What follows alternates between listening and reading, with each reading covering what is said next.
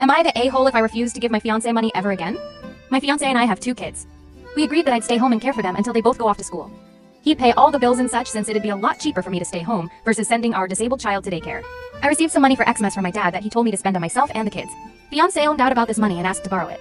I told him I didn't really want to since we needed diapers and wipes and other stuff for our kids, and I planned on buying those with the money my dad gave me.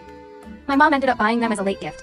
Fiancé decided to write out a contract that stated he legally had to pay me back in 2 weeks.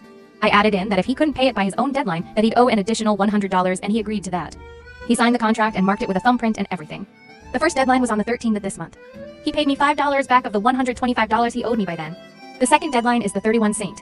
He's now telling me he just can't pay it back and is saying that partners don't do this, that they're supposed to help each other out, etc. I told him it was his idea for the contract and that he agreed to both terms. It's even on video of him signing it dead of you.